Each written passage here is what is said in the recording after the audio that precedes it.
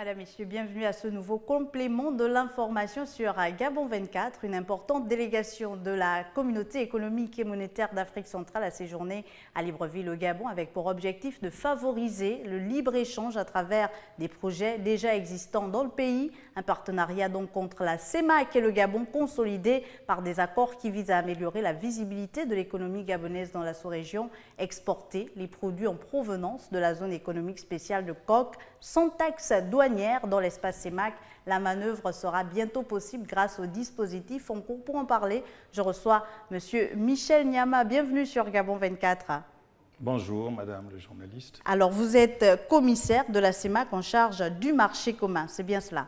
C'est bien cela. D'entrée de jeu, Monsieur le commissaire, la CEMAC a paraphé plusieurs accords avec le Gabon et par ailleurs via le bureau de coordination, j'y arrive, du plan stratégique Gabon émergent.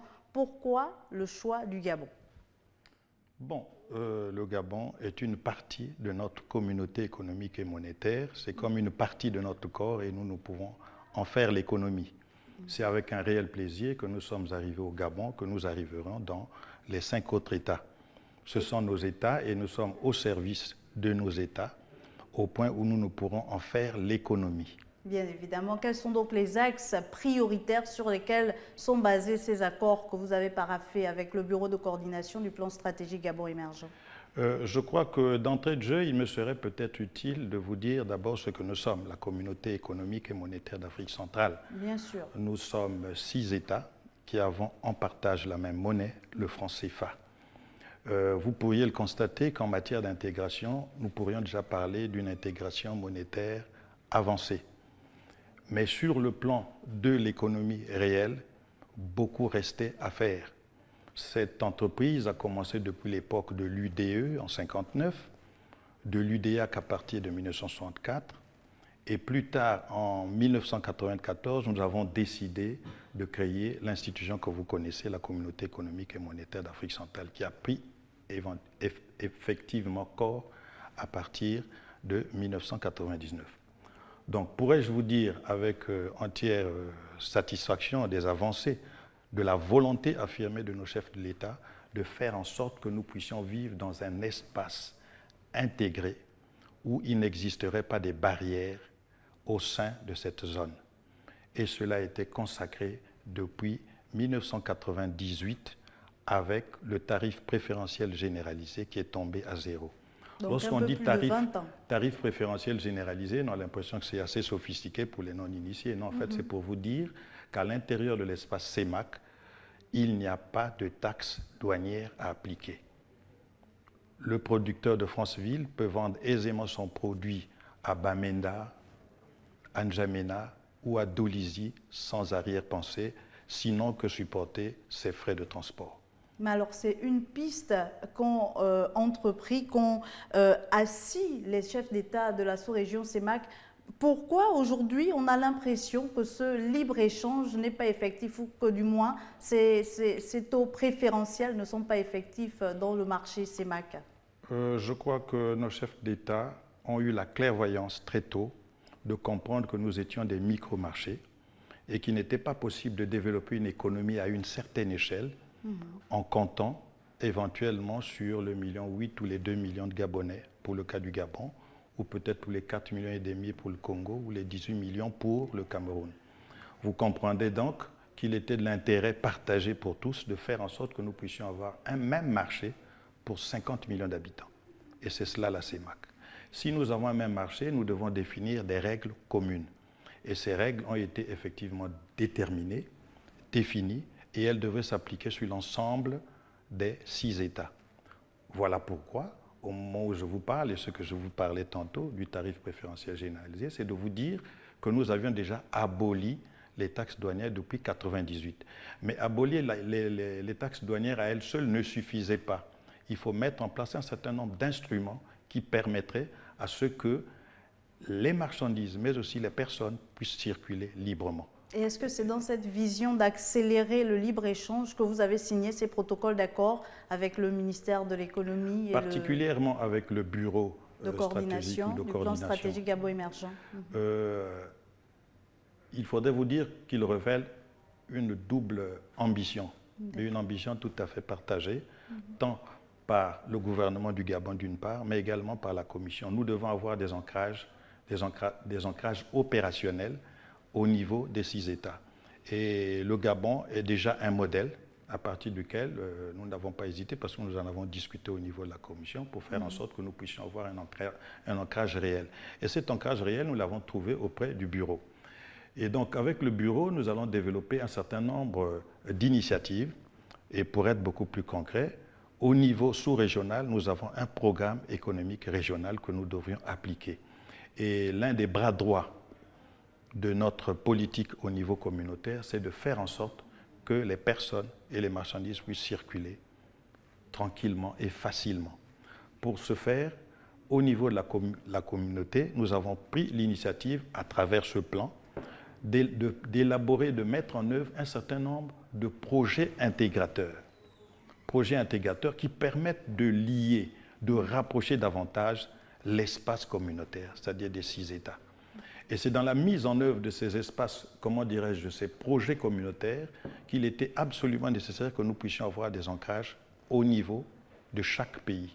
Et nous pensons qu'effectivement le bureau de coordination est l'organe technique opérationnel qui devrait travailler de main dans la main avec nous pour pouvoir avancer en ce qui concerne les projets intégrateurs sur le volet Gabon.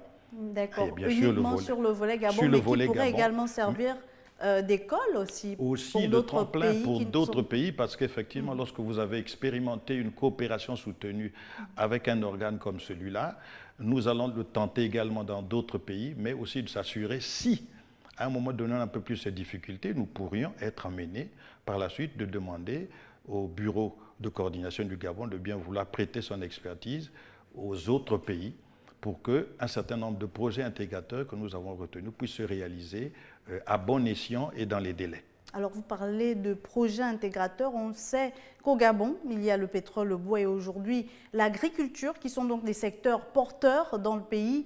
Est-ce que finalement, ou comment le pays pourrait-il exporter ces matières premières-là à des tarifs préférentiels en zone CEMAC? Depuis 1998, en ce qui concerne les produits du cru, c'est-à-dire les produits naturels, la pomme de terre, le manioc, peut tranquillement être, je préfère ne même pas utiliser le mot exporté, peut être transporté d'un point à un autre de l'espace CEMAC. Maintenant, en ce qui concerne les produits industriels, comme vous le savez, les process industriels sont tout à fait particuliers. Il faut éviter que l'on se trouve dans un espace où le produit est fabriqué outre CEMAC. Il arrive ici juste pour un découpage ou entreposage, et à la fin, il va circuler dans l'espace, ce qui serait quelque chose de fausser le jeu de la concurrence, et qui ne serait pas bénéfique même pour l'État, parce qu'en vérité, lorsqu'il y a un process de transformation industrielle qui se fait sur place, c'est davantage la valeur ajoutée, c'est davantage de création d'emplois. Et la commission de la CEMAC y veille.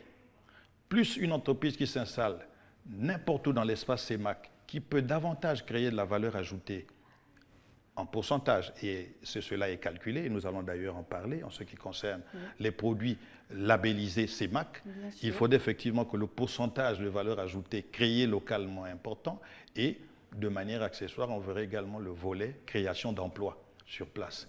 Et je crois que ce n'est qu'en cela qu'on peut effectivement amorcer ce que l'on appelle une véritable transformation structurelle de nos économies. Et à ce niveau-là, on pourrait parler de compétitivité finalement. Oui, bien sûr, compétitivité, c'est-à-dire que le produit est bel et bien du ressort de la zone CEMAC et qu'il pourrait tranquillement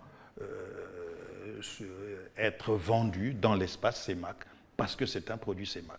Alors l'ouverture aux autres pays, vous me direz, M. Michel Niama, est-ce qu'il ne comporte pas des risques? Aujourd'hui, on parle du Gabon. Est-ce que finalement cette ouverture dans l'espace CEMAC ne comporterait plus de risques? On ne parlerait pas de risques en tant que tel.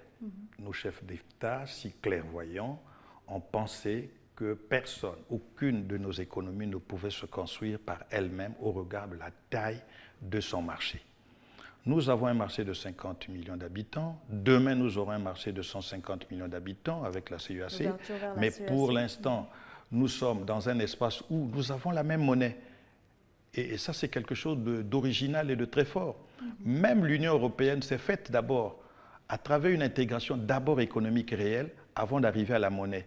Or, nous sommes partis de la monnaie, histoire nous enseigne, et il nous reste à parfaire. Le grand défi, c'est le côté réel, faire en sorte que nous puissions échanger davantage.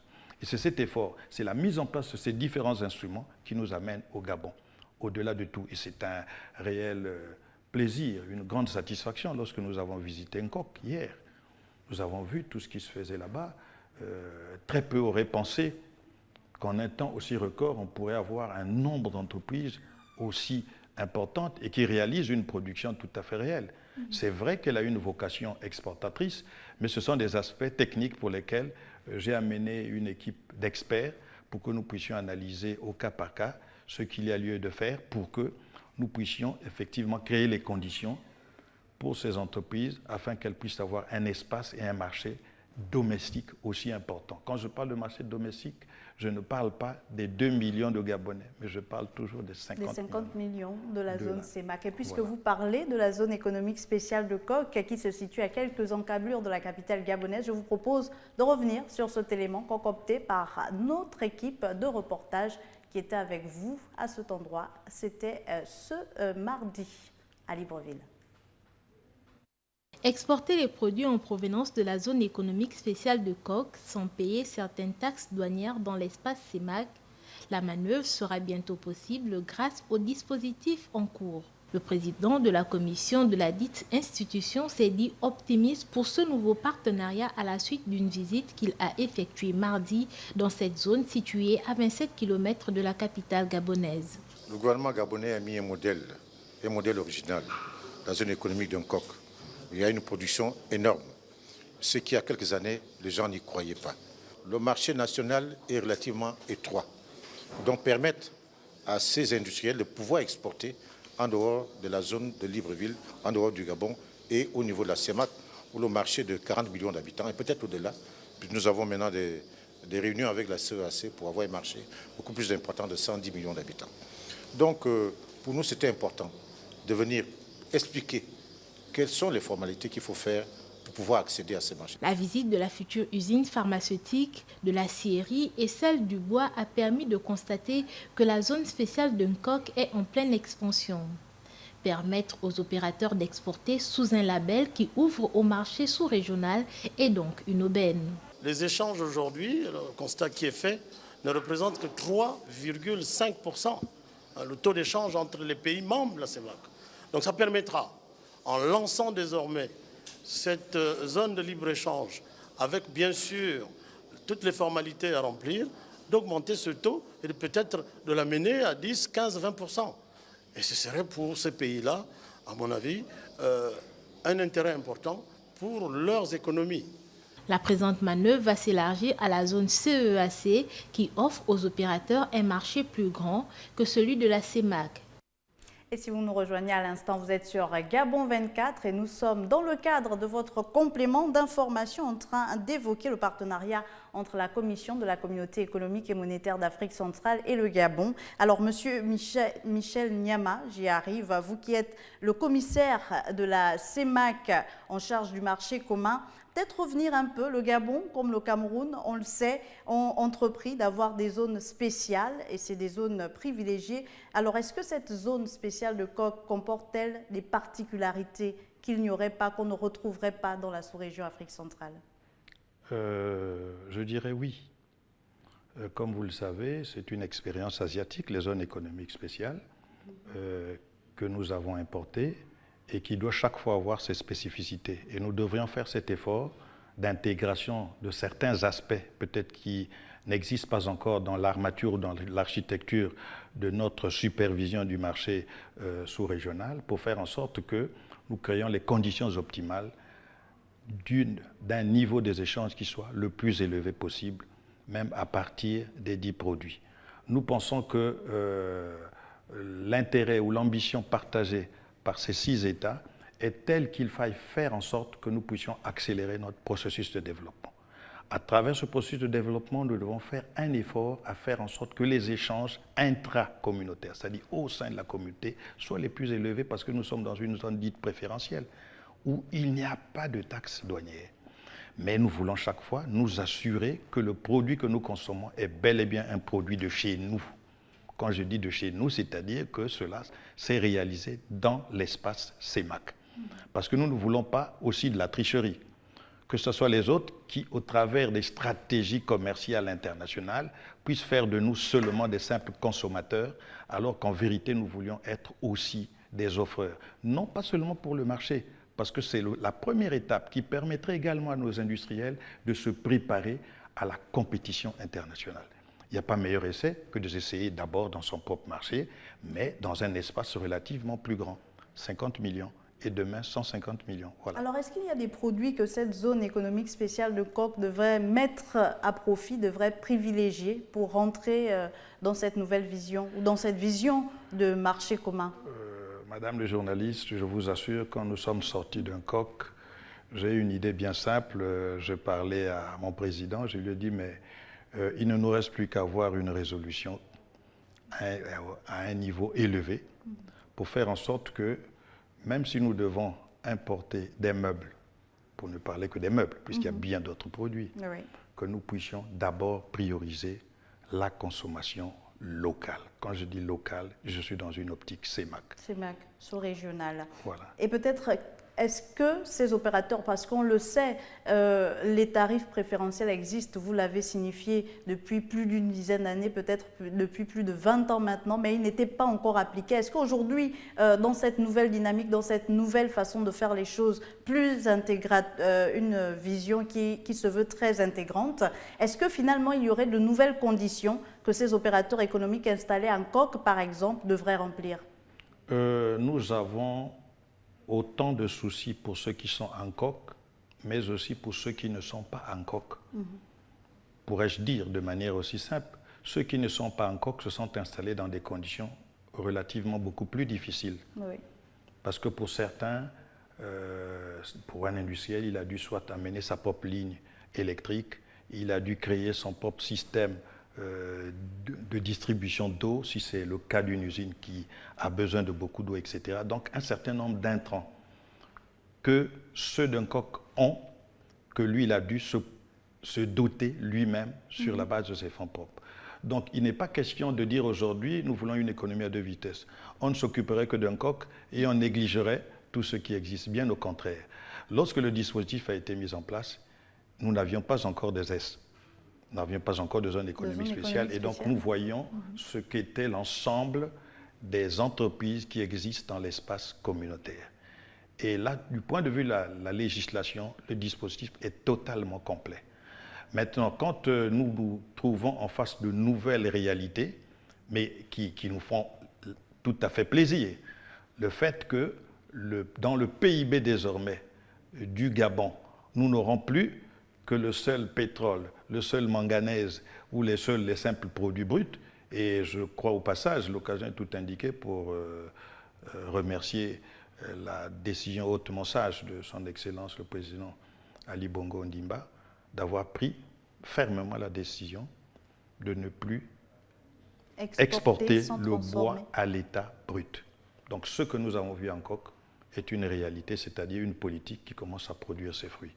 Je crois que nous devrions davantage prendre conscience, même au niveau communautaire, pour faire en sorte que si nous voulons peser dans les échanges internationaux, que nous soyons attentifs, que nous soyons très attentifs en ce qui concerne nos principales matières premières.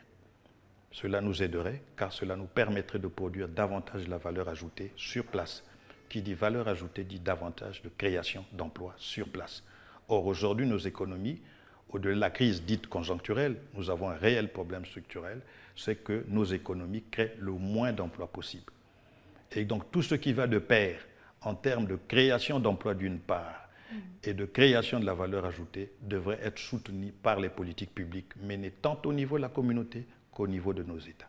Alors, vous dites ne pas vouloir travailler qu'avec les opérateurs de la zone spéciale de Coq et l'on imagine que tous les opérateurs économiques sont donc invités à intégrer cette vision CEMAC, cette vision sous-régionale. Mais alors, comment va s'opérer le suivi? Est-ce que c'est là le rôle finalement du Comité national de l'origine que vous êtes allé installer ce matin? Voilà, je crois que nous avions discuté, nous avons échangé, mais de manière très enrichissante avec le ministère qui en assure la tutelle, c'est-à-dire le ministère du Commerce, sous la haute direction de lui-même, son Excellence, Monsieur le ministre du Commerce, sur ces aspects, pour que très vite, le comité national qui a été créé par décret soit rendu opérationnel au plus vite, de manière à permettre aux différentes entreprises qui sont installées dans les 270 000 km² du Gabon puissent y faire référence, s'adresser au niveau du comité national, déposer leur dossier pour que ces différents produits soient labellisés CEMAC. Mais alors là, une question taraude mon esprit, quelle serait donc la procédure finalement pour ces opérateurs-là pour avoir effectivement ces agréments de commerce labellisés CEMAC? Oui, vous avez compris, nous l'avions évoqué au début de notre causerie, c'est que les produits du cru circulent librement. Nous avions évoqué que les produits qui subissent un processus de transformation devraient malgré tout retrouver ce label pour que nous ne soyons pas victimes des plus rusés au niveau international dont je ne pourrais citer, aussi parce qu'il faut respecter les uns les autres dans leurs approches, mais que nous voulions davantage une économie qui soit dans la communauté, pas en dehors. Ainsi donc, vous trouverez que ces entreprises qui viennent, qui s'installent, qui créent de la valeur ajoutée à travers un process industriel justifiable, obtiendront le label produit CEMAC. Cela sera possible, les procédures sont tout à fait allégées. Il y aura juste une réunion du comité national, la toute première qui devait se tenir incessamment. La commission de la CEMAC, dans un premier temps, pourrait assister lors de la première réunion, et puis ça devient des réunions assez routinières, comme ça se passe d'ailleurs au Cameroun. Pour que dans les 2 semaines ou la semaine qui suivrait, on pourrait tenir le comité régional, et c'est ce comité régional qui sanctionnerait effectivement, d'un point de vue technique, la véracité des choses, et le produit pourrait circuler tranquillement. Faire en sorte que les industriels ne se disputent pas le marché, c'est leur marché à eux. Les 50 millions leur sont acquis. Désormais, quand quelqu'un s'installe dans l'espace CEMAC, qu'il ait la quiétude qu'il a en face de lui 50 millions de consommateurs. Une réalité que l'on peut constater déjà au Cameroun. Une réalité que nous pouvons déjà constater pour certains produits du Cameroun aujourd'hui labellisés. Et dont les autres pays de la CEMAC dont les autres pays ont connu du retard dans la mise en place de leurs dispositifs. Mais avec la mise en place finalement de ces comités nationaux de l'origine, on imagine qu'il n'y aura pas qu'au Gabon et au Cameroun. Cela s'étend également en Guinée équatoriale, en République centrafricaine. Est-ce qu'il y a une deadline pour la commission de la CEMAC pour installer tous ces comités nationaux? Le président de la commission nous a prescrit des missions assez précises et urgentes. Parce que nous avions vu qu'autrefois, je vous ai parlé d'un dispositif, des textes de 2008, mais qui ne se sont pas appliqués jusqu'en 2019, donc 11 ans après. Nous ne nous donnons que cette année 2019 pour que tous les comités nationaux soient rendus opérationnels. Il n'y a pas une seule économie dans notre sous-région qui puisse ne pas avoir un produit à vendre aux autres consommateurs de sa communauté. Bien sûr. Voilà. Et donc, quelle que soit la petitesse, la taille, pourrait-on parler, la taille d'une économie, elle a toujours quelque chose à échanger avec les autres. Mais cela donne effectivement de perspectives nouvelles à l'entreprise. Une chose, c'est de l'avoir conçue pour produire pour un marché peut-être d'1 million ou de 4 millions. Et aujourd'hui, c'est d'avoir une perspective qui vous dit « je peux conquérir 50 millions ».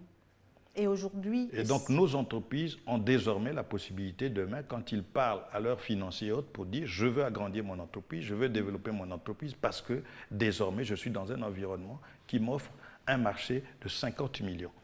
Et c'est de la vérité, puisque tous les différents textes qui existent, les comités nationaux, le comité régional qui fonctionne pourrait en apporter la preuve et il pourrait les joindre comme des pièces annexes devant son banquier pour dire « je suis en train de construire cette usine, non pas pour le 1,8 million habitants du Gabon, mais je le construis parce que je suis en train de vouloir conquérir mes 50 millions qui sont partout Parce qu'il y a une vision finalement plus globale et communautaire. plus communautaire. Voilà. Aujourd'hui, et c'est normal qu'une entreprise, du point de vue de la taille, quand elle a grandi, lorsqu'elle produit, ça lui permet. Parce que toute entreprise qui a une certaine taille, les coûts de revient de chaque unité produite est relativement plus bas. oui. Moins la production est importante, plus le coût de revient est relativement élevé. Et la plupart de nos entreprises, si vous l'aviez constaté, voilà pourquoi je disais tantôt que nos chefs d'État ont été visionnaires sur ce plan. Ça ne servait pas de créer des petites industries qui devaient satisfaire un marché national au moment où la concurrence internationale, dès qu'elle arrivait, mais elle vous inonde la petite entreprise. Et vous aviez vu dans l'histoire économique, si on doit l'écrire, de ces 50 années, combien d'entreprises n'ont pas fermé. Entreprises industrielles, tout simplement parce qu'elles ne pouvaient pas résister à la concurrence internationale. Et pour faire cela, nous avons pris des garde-fous pour dire nous préservons d'abord un marché communautaire de 50, nous élevons des barrières sur ce qu'on appelle le TEC, c'est-à-dire le tarif extérieur commun. Donc les 6 États appliquent un tarif extérieur commun. Donc nous avons donc monté une muraille et à l'intérieur, faites-vous une compétition, grandissez. Ne continuez pas à rester avec vos tailles. J'utiliserai peut-être un mot grave, ne restez pas ratatiner, vous avez la possibilité de vous développer, vous allez avoir une certaine taille pour être capable de compétir à l'échelle internationale. Alors, Monsieur Michel Nyama, nous sommes arrivés pratiquement au terme de cet échange, mais peut-être avant de clore finalement notre échange, la CEMAC, c'est une première étape, c'est un premier pas, on l'a entendu, du président de la commission de l'institution, l'on s'achemine vers le marché un peu plus grand de la communauté économique des États d'Afrique centrale, donc la CEAC. Quels sont finalement les défis et les enjeux de ce marché-là? Nous avons un COPIL CER, parce qu'au niveau de l'Union africaine, il est beaucoup plus recommandé d'avoir des ensembles relativement plus grands. Et fort heureusement pour nous, tous les 6 États de la CEMAC sont aussi membres de la CEAC. Donc nous devions passer de 6 États à 11 États. Et vous comprenez que nous avons un pays comme la RDC qui n'est pas loin des 80 millions d'habitants. Donc vous voyez bien ce que cela offre comme marché. Mais nous avons, dans le cadre de ce processus, parce que c'est un processus évolutif qui devait nous permettre à terme, en 2023, d'avoir unifié la plupart des instruments qui devraient encourager et matérialiser cette intégration. 2023. Entre-temps, nous avons à travailler, tant sur le plan de l'économie réelle, mais également sur le plan monétaire. Sur le plan réel, nous sommes très avancés. Sur le plan monétaire, dans un premier temps, on a tenté une phase pilote de ce que l'on pourrait appeler une chambre de compensation, mais ce n'est pas évident parce que les gens préfèrent fonctionner qu'ils soient avec une monnaie CFA, mais pas forcément avec les monnaies de nos 5 autres pays. Alors le problème, c'est l'effort sur le plan monétaire que nous devons faire, à l'image d'ailleurs de certaines communautés à travers le monde qui se sont faites pour que, concomitamment, nous puissions progresser également sur le volet monétaire et arriver à l'objectif de 2023 tel que nos hautes instances, nos hautes autorités nous ont prescrit. Merci à vous, Monsieur Michel Nyama, pour votre apport sur ces questions d'ouverture, de libre-échange et surtout d'exonération en zone CEMAC. Je rappelle que vous êtes donc le commissaire de la CEMAC en charge du marché commun et que pour ces 2 jours de séjour à Libreville au Gabon, la délégation de la CEMAC a signé plusieurs protocoles d'accord avec le Gabon. Merci d'avoir répondu à notre invitation. C'est nous qui vous remercions au nom de la Commission. Et merci à vous, chers téléspectateurs. Je vous dis donc à très vite sur Gabon 24.